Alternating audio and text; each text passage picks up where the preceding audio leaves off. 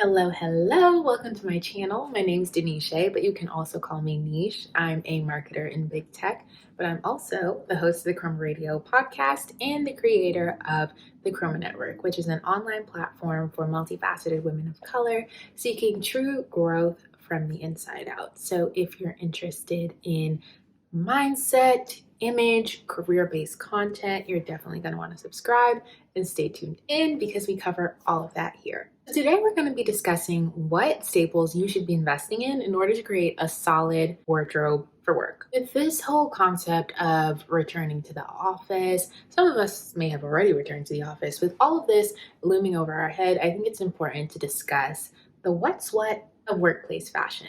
And obviously, this is going to vary by what industry you work in, but I think that having these staples in mind can be helpful for anyone looking to start off a solid wardrobe, whether it's for work or maybe just your personal life, depending on your taste. I, for one, when I finished my college career, graduated, and then started my working life online.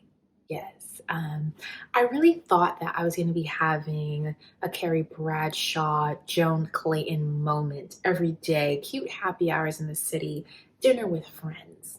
Lo and behold, that was not the case. Clearly, all of that has been relegated to Zoom. And what started off as Zoom chic has slowly but surely developed into a t-shirt and some comfortable pants. Sometimes, if I'm feeling a little bad, I will do a nice blouse and comfortable pants. But you get the point. It's not the same. I'm not giving what I thought I would be or what I hoped that I would be. But now that we're getting back into the office, or at least thinking about it, I think we all need to come together and discuss how we can best prepare for it. I recently read this book called Polish Your Poise by Madame Chic. And I thought it was going to be like this really trivial book. It actually has some really valuable life lessons on creating a lifestyle that is filled with poise and elegance. So if that's something that's important to you,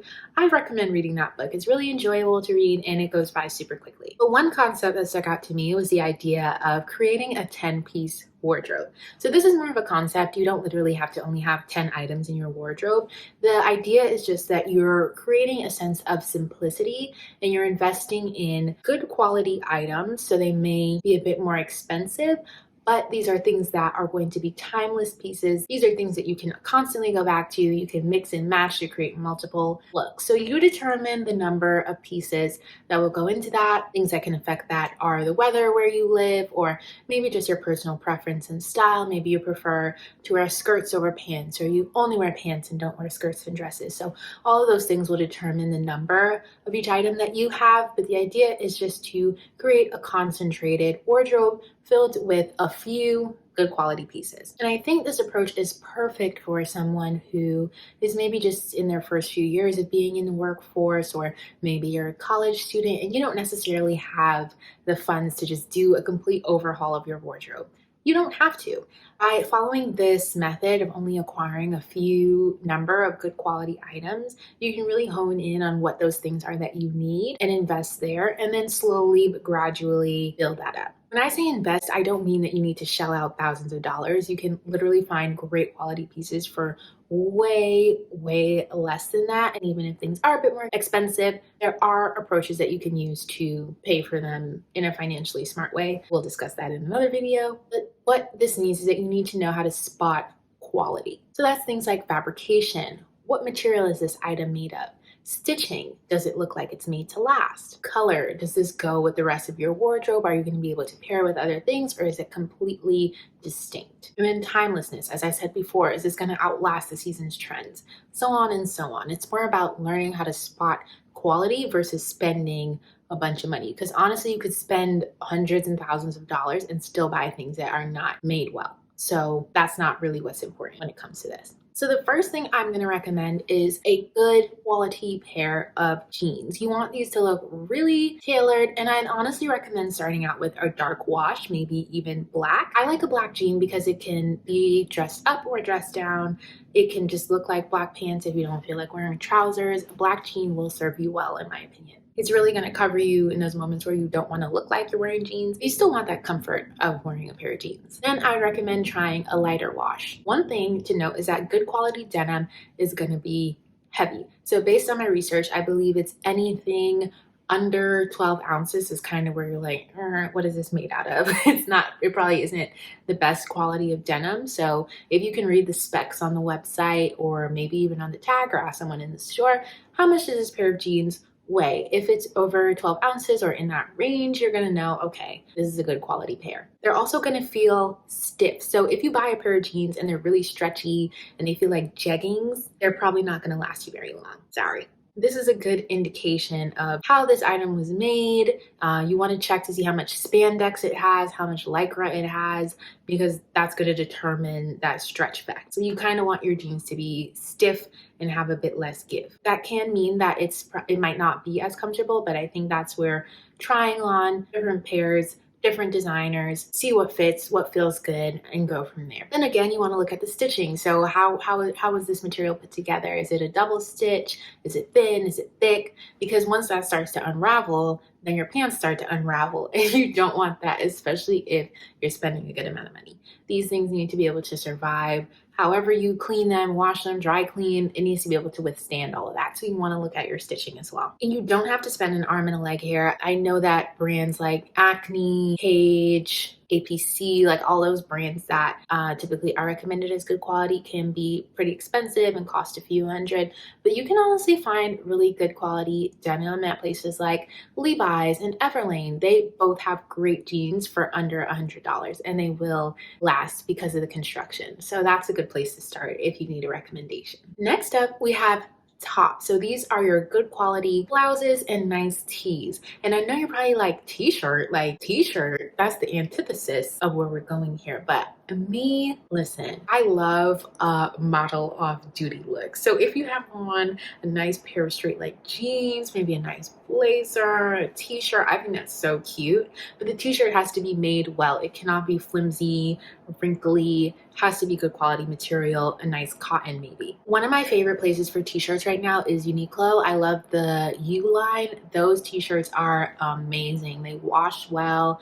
They do kind of wrinkle, but you just need to steam it. It'll be fine. I love those t-shirts. And then I've also heard good things about Everlane, but I haven't purchased from them yet. I'd also recommend a nice button down. Maybe it's white, light blue, whatever color you want. It really doesn't matter. But I think those look great whether you want to dress them up with a pair of trousers or even pair with a pair of jeans or a nice pair of shorts. That's an easy way to look polished. Super simple, super easy outfit that you can throw together any day of the week.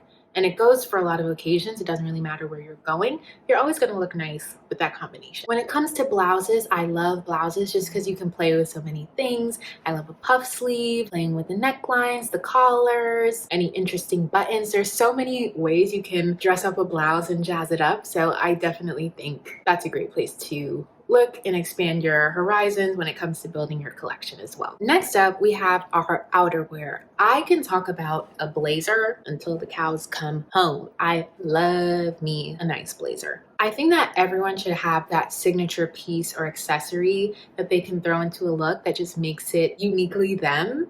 And for me, and where my wardrobe is going, I think for me that might be the blazer. I love blazers because you can take them from day to night depending on how you style them. It doesn't really matter where you're going, a blazer will always look cute. Plus, I love the fact that there are different fits you can play with. So you can go with your standard, you can go with the oversized, you can go with the interesting shoulder or waistline. There's so many different shapes, colors, lengths. You have so many options when it comes to a blazer, and it's always gonna dress up an outfit. It will never make you look worse. Well, depending on the fit. If you have that boxy kind that's not very tailored, that might make you look worse, but that's neither here nor there.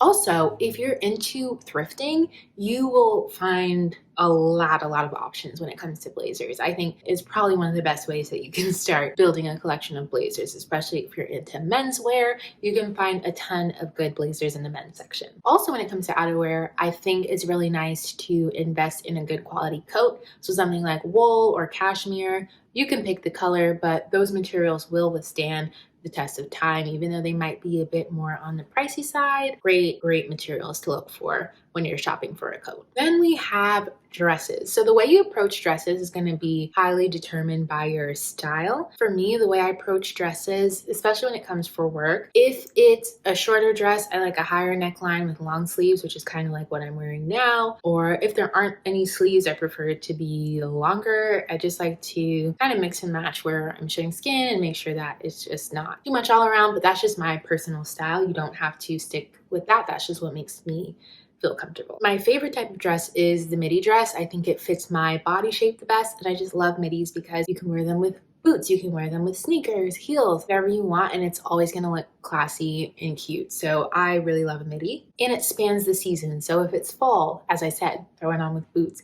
If it's winter, boots and tights. If it's spring, you can wear flats. Summer, you can wear flats. So there's always options when it comes to a midi. Like, it always is going to work. It's so versatile. So then we have shoes. So shoes, again, approach is really going to depend on your style and also your lifestyle. So I think if you stand a lot, if you're walking a lot, I think flats are the way to go. You can get away with a low heel or a heeled sandal because those tend to be a bit chunkier sometimes. But again, I would really evaluate the sit to stand ratio because there is nothing worse than having foot pain in a pair of heels and you have to hip hop around trying to act like you're comfortable and you're not. That pain is excruciating. So definitely think about your lifestyle before you start investing in shoes. When it comes to flats, some people are really against sneakers, but I think if you pick the right ones, it can really up your outfit. Shoes, for me, I think out of every category when it comes to building a wardrobe, I think shoes are the area where I'm willing to spend the most money or invest the most money. Just taking a look at some of my recent purchases. But again, I think it's just because I know the agony of having a bad shoe. As I said before, I'm not trying to be hip hopping, wobbling around, trying to act like my feet don't hurt when they do. I think that is the worst. So I prefer to just spend some money and get a really well-constructed pair of shoes. It doesn't always have to mean that they're hundreds of dollars, what have you, designer. It doesn't mean that. I just prefer to get a really well-constructed shoe. Also, I don't think shoes are like other clothing items where if you feel vulnerable to social pressure, where you feel like you can't rewear something or you can only be seen in it once. A shoe, I'm gonna get my money's worth out of my shoes. I'm always gonna rewear my shoes. So again, I think I really get my cost per wear by investing in this particular area. Some brands that I really like for sneakers, first up is Common Project. So I wear my white ones almost always. I love this shoe. It's my favorite white shoe. I think they're just so clean, so crisp. You can wear it again in multiple contexts, whether it's more dressy or more casual. I think they look great. So that's my favorite white shoe. I also love the Margiela replica sneaker. I wear that quite a bit. I like Axel Arigato and Golden Goose, but not the dirty looking ones or the super glittery ones. I prefer the more classic kind, but those are some of my more, I guess you could qualify them as investment style sneaker. Those are some of my favorites. And then more on the affordable side, I like the brand Beja a lot. They're sustainably made and just really cute and classic designs. So those are some of my favorite white shoes. But other good brands you can look into: Jack Purcell, Superga, Converse. There are so many brands. Adidas. There's so many brands for white sneakers, but those are some of my standouts. Sneakers aside, I'm not much of a ballet flat girl, but I love a good loafer. On an aspirational level, I love the Gucci Jordan, but obviously those are a bit more expensive and something that you have to save towards. Also, I've heard mixed reviews on the comfort, so that's another factor. But I think a great dupe that I've heard good things about in terms of comfort is the Sam Edelman loafer. And then also Everlane has some really nice designs for loafers that I like. Then we have boots, which I think are another wardrobe staple, especially as the months get colder. I really like Schutz for ankle boots, Schutz shoes. I've gotten some really cool pairs from them. I have a croc pair and then a steel cap pair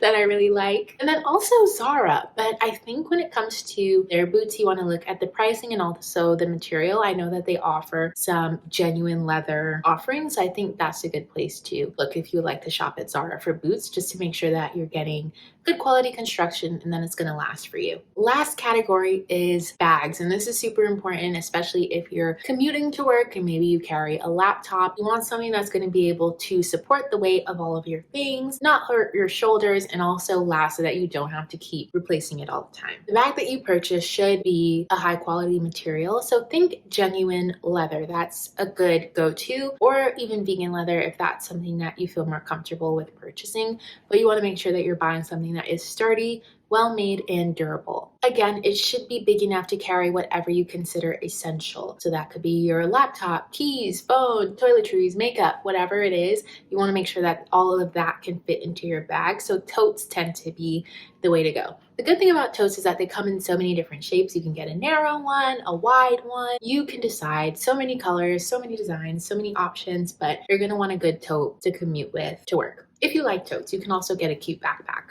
Totally up to you. Obviously, when you think of bags and you think of investing, the designer brands are going to come to mind. I like Saint Laurent, I like Theroux when it comes to a tote, but you don't have to spend in the upper hundreds to get a good quality tote. Coming in at a lower price point, some brands that I think offer really well-constructed bags are Italic, Everlane, Quiana, and also Madewell. They all have really good bags that will last you, that cost a lot less than some of those other designer brands. So those are also places where you can look as well. You'll find great quality materials, minimal branding, and often these bags come in at around $300 or less, which is still pricey, but again, will last you for a long time. So you're going to get your cost per wear. So yes, these were my tips and categories that I think you should focus on when it comes to building a good quality wardrobe for that mystical but seemingly soon approaching day when we all return to the office. So I hope this gave you some ideas, a springboard for where to look,